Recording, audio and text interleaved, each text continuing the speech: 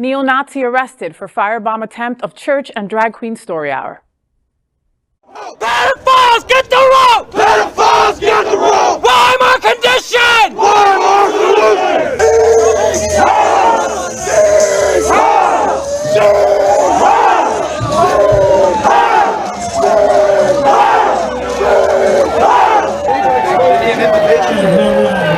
They need an invitation or something?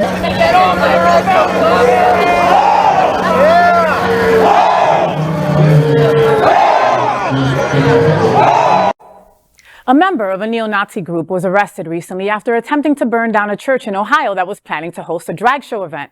Aimenn D, 20, of Alliance, Ohio, has been charged in the U.S. District Court in Cleveland with 1 count of malicious use of explosive materials and 1 count of possessing a destructive device, according to a criminal complaint.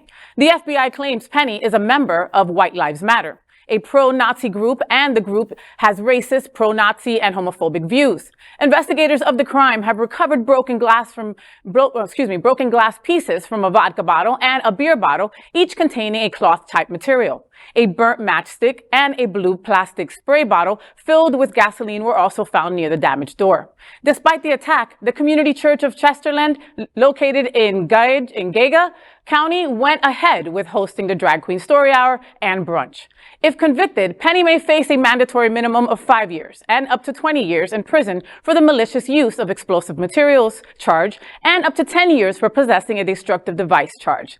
This is a hate crime. Okay, he should be honestly charged with some kind of hate crime also. If this is the only way you can get that bastard into jail, I get it, okay? But this is definitely a hate crime. And unfortunately, I hate the fact that we're telling this story because I do believe that this is only the beginning and we're going to have more people acting out like this.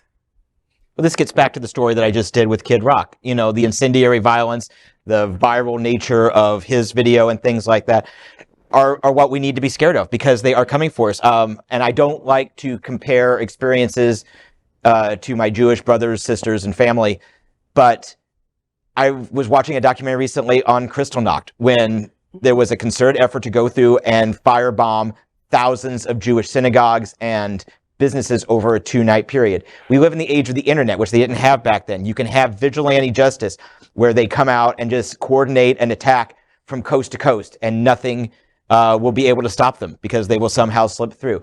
And the irony of all of this is that the suspect's name is Aimenn D, which sounds like a drag queen's name. Do you really feel, watching the news and the stories that we're reporting on, that America has changed on their opinions of gay people in the past 5 years because of Trump? Or is it started in 2016. And part of that chapter closed on January 6th of 2020. And do you feel like they've just organized themselves better, or that this sentiment has always been here? No. This has always been an underlying component of America, whether it was Japan Japanese Americans in 1941, or the countless examples through our history. We pick on the marginalized, and there has been a percentage of Americans that have always picked on the marginalized. COVID comes along, and Asian Americans are attacked, and it's unfortunate in that it is a small minority voice, but as you just saw in that crowd, 100 people sound like 100,000 people. Mm-hmm. But this has always been American.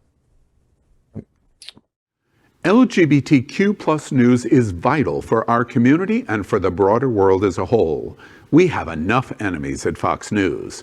Tucker, Sean, and Laura are loud. We need passionate allies. Happening Out Television Network, Queer News Tonight, and It's Happening Out are literally out of the closet and into the headlines. Our community needs your support. Like this broadcast and subscribe now to ensure the growth of the entire LGBTQ plus community.